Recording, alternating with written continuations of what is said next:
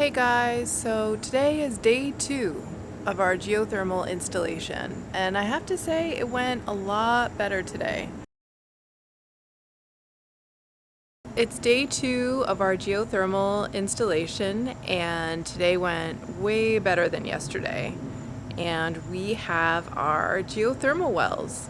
We actually ended up only needing 2.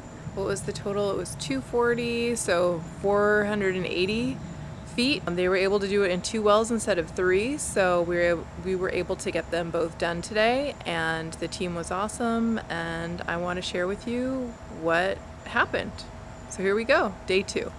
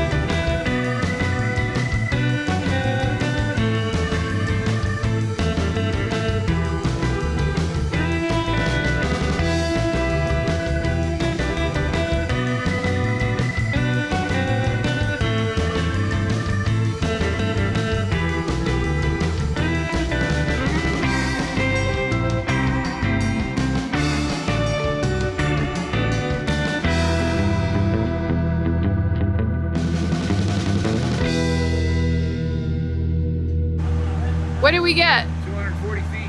Yay! Yeah.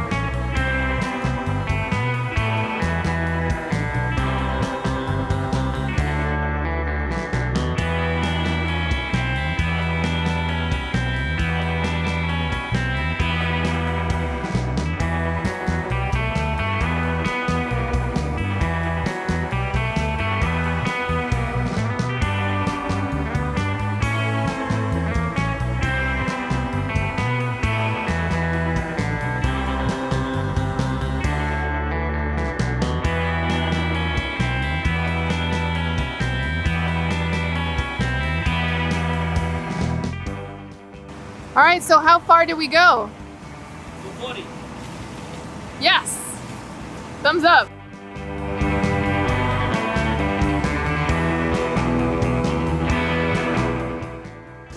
It actually doesn't look so bad in our front yard. I thought it would look way, way worse. And actually my neighbor just said that they thought it would look worse too, and we were both pleasantly surprised that it looks somewhat intact right now after day 2. I know that there is some trenching coming up and that might change. There are some cracks in the sidewalk, so a couple things that are a little bit concerning is this crack right here, and then I already showed this for day 1 is this big crack that we have right here in our walkway that's like goes up the path to our house. But as far as anything more than that, you know, these 2 are cracked, and then there are some thin cracks here, and then there's one right here. So that isn't too bad.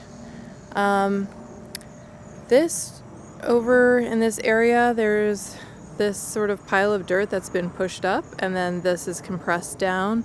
And we had a small garden here, and we knew that that was going to get destroyed. It was an experiment on my part to put a little garden there during COVID.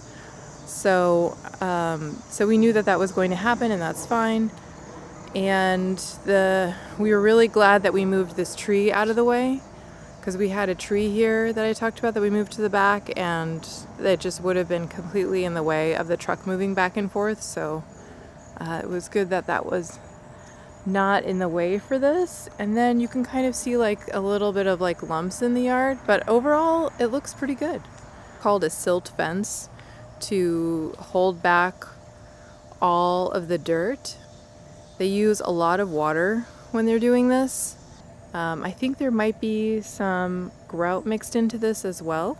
Anyway, so here are our wells. Here's one of the wells that they put in, and these are the connections for the loop, and they will trench from this well to the other one and then connect it into our house. So that's how it will be connected, and then you won't even really be able to see these, and then we'll be able to get rid of that air conditioning unit, and so it'll be nice and clean over here. Bring you over here is the other one. So there's the other one that's poking out of the ground. So I think we have from our property line, show over here. So from our property line over to the well, we have 10 or 11 feet from what I understand, and that is required by code. So they wanted to make sure that we had that, and so that's why these were moved in just a little bit. But it looks like we cleared the plumbing because we haven't had any issues. We still have running water. But you can see the amount of mud that there is over here. And then it becomes this sludge that then they'll use to backfill the trench, and then to create a rough grade over here where there are little holes that have popped up from the truck. One thing that was kind of sad is that we had to trim back this tree. It's a crepe myrtle, but I don't know if you can see the branch here.